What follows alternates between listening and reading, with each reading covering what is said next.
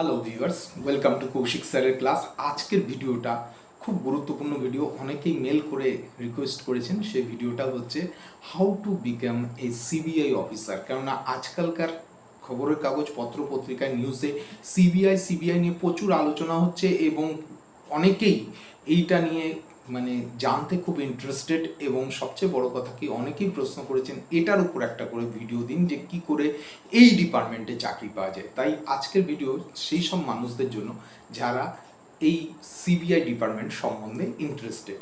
তো কথা না বাড়িয়ে ভিডিওর মূল পর্বে যাওয়ার আগে দু একটা কথা। আমি ডক্টর কৌশিক কুণ্ডু, আপনাদের চ্যানেল কৌশিক স্যারের ক্লাসে আজকে একবার যারা ইউটিউবে ফার্স্ট টাইম আমাকে দেখছেন অবশ্যই চ্যানেলকে সাবস্ক্রাইব করবেন, বেল আইকন ক্লিক করবেন।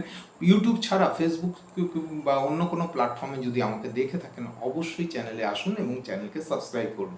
কথা না বাড়িয়ে ভিডিওর মূল পর্বে যাওয়ার আগে দু একটা কথা। যারাই মনে করছেন প্রাইভেট সেক্টর ওরিয়েন্টেড ট্রেনিং বা কমার্স ওরিয়েন্টেড কোনো ক্লাস করতে চান অবশ্যই ডেসক্রিপশন বক্সে দেওয়া লিঙ্কে যোগাযোগ করে নিতে পারেন। কথা না বাড়িয়ে আজকের ভিডিওর মূল পর্বে how to become a CBI officer. প্রথমেই বলি, সিবিআই কথাটার পুরো অর্থ হচ্ছে central bureau of investigation. Central bureau of investigation এটা আমাদের একটা গোয়েন্দা দপ্তর বলতে পারেন বা এদের জব রোলটা কি, 8 টাইপের জব রোল হয়। Total 8 types of job role there. প্রথমে কিন্তু সিবিআই যখন শুরু হয়েছিল একটা টাইপের জব রোল ছিল, কিন্তু আস্তে আস্তে এই সংস্থার নাম এবং সুনাম দেখে গভর্নমেন্ট তাদের উপর 8টা টাইপের জব রোল দিয়েছে। কি কি জব রোল একটু বলে দিই। প্রথম জিনিসটা হচ্ছে special crime branch. Special crime branch এরা কি করে থাকে, জঙ্গি সংক্রান্ত বা কোনো সিক্রেট কোনো হামলা বা কিছু হলে তখন এরা কিন্তু দেখা যায় যে এরা তদন্ত করছে বা অ্যান্টি করাপশন মানেই বুঝতে পারছেন, কাউকে ধোকা দেওয়া, ঠকানো, যত রকম ধোকা আছে সমস্ত কিছুতেই এইটাতে অ্যান্টি করাপশন ডিপার্টমেন্ট রয়েছে।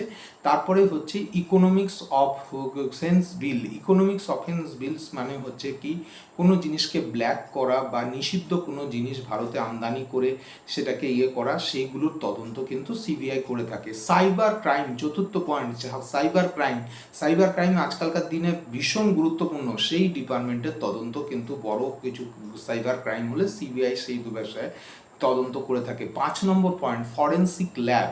ঠিক আছে, ফিঙ্গারপ্রিন্ট দিয়ে কে খুন হয়েছে, কে খুন করেছেন বা কোনো কাজের সাথে কে জড়িত, সমস্ত কিছু এই ফরেন্সিক ল্যাব কিন্তু সিবিআই ডিপার্টমেন্টের অধীনস্থ।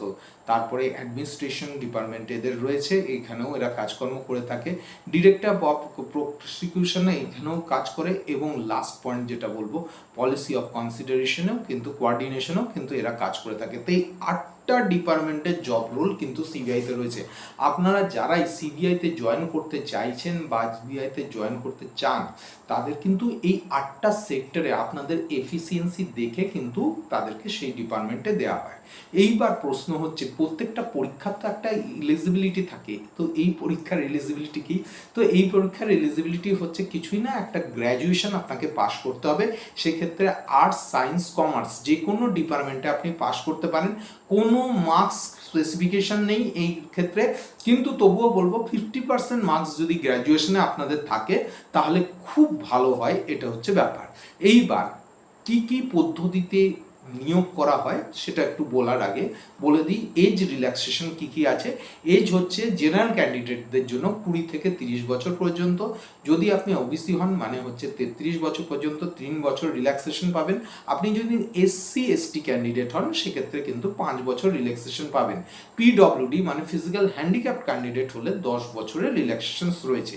এরপর চলে আসি এক্সামিনেশন ডিটেলসে। দেখুন, 3 ভাবে সিবিআইতে কিন্তু নিয়োগ হওয়া যায়। প্রথম পরীক্ষাটা সম্বন্ধে বলে দিই, সেটা হচ্ছে ফার্স্ট এক্সামিনেশন হচ্ছে ইউপিএসসির মাধ্যমে আপনি আইপিএস বা আইএএস অফিসার হতে পারেন। আইপিএস অফিসারের যদি আপনি খুব ভালো র্যাঙ্ক করেন, এএসপিতে পজিশনে হাই র্যাঙ্কে যদি আপনি যেতে পারেন, অবশ্যই আপনাকে কিন্তু সিবিআই ডিপার্টমেন্ট একবারে লুফে নেবে। কেননা কি, এইখান থেকে প্রচুর কিন্তু আইপিএস অফিসাররা সিবিআই ডিপার্টমেন্টে কিন্তু যেয়ে থাকেন। এটা হচ্ছে ফার্স্ট হচ্ছে, তার মানে বুঝতেই পারছেন আপনাকে ইউপিএসসি ক্র্যাক করতে হবে, এটা হচ্ছে ফার্স্ট।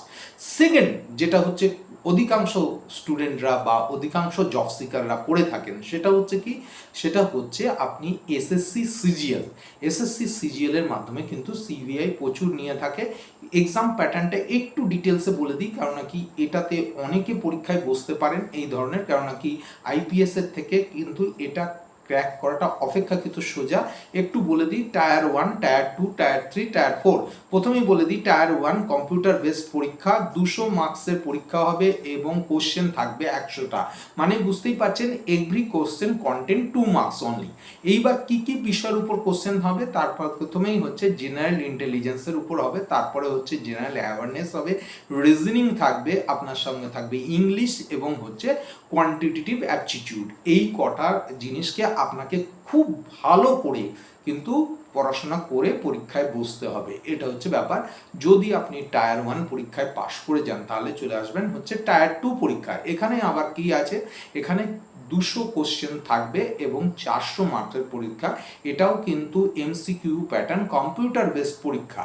মনে রাখবেন, মানে 200 মার্কের পরীক্ষায় 2 নম্বর করে থাকছে। 400 মার্কে যদি আপনি পাশ করে অ্যালাউ হয়ে যান, আপনি চলে আসছেন টায়ার 3 পরীক্ষা। টায়ার 3 পরীক্ষাটা কিন্তু রিটিন টেস্টের উপর পরীক্ষা, সম্পূর্ণ অফলাইনের উপর পরীক্ষা। মানে সম্পূর্ণ অফলাইনে আপনার স্কিল কতটা কি আছে সেটাকে টেস্ট করা হবে, এবং এইখান থেকে যদি আপনি পাস করেন তাহলে কিন্তু ইন্টারভিউ এবং ডকুমেন্ট ভেরিফিকেশন আপনার হবে।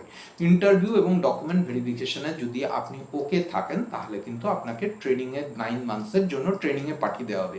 এইবার এখানে একটা কথা বলা দরকার, সেটা হচ্ছে যে ফিজিক্যাল যে ব্যাপারটা থাকে, যে পুলিশে চাকরি করতে গেলে বা এই ধরনের গোয়েন্দা দপ্তরে চাকরি করতে গেলে আপনার কিন্তু ফিজিক্যাল এবিলিটি কিন্তু গুরুত্বপূর্ণ। কেননা কি এখানে একটা মাপঝোঁক আছে শরীরের। ছেলেদের ক্ষেত্রে যদি মেল ক্যান্ডিডেট হন, সেখানে কিন্তু মাপঝোঁক হচ্ছে আপনাকে 165 সেন্টিমিটার আপনাকে আপনার হাইট হতে হবে, এবং বুকের ছাতি ফুলানো অবস্থায় 76 সেন্টিমিটার মানে 76 সেন্টিমিটার হবে। মেয়েদের ক্ষেত্রে হচ্ছে হাইট হতে হবে 150 সেন্টিমিটার, এটা হচ্ছে মিনিমাম হাইট হতে হবে আপনাকে ওখানে ঢুকতে গেলে। এখানে বুকের কিন্তু কোনো মাপ দেওয়া নেই মেয়েদের ক্ষেত্রে। এরপর চলে আসছি হচ্ছে আপনাদের যে প্রমোশন, কি কি পোস্টে আপনারা যেতে পারেন বা কি কি।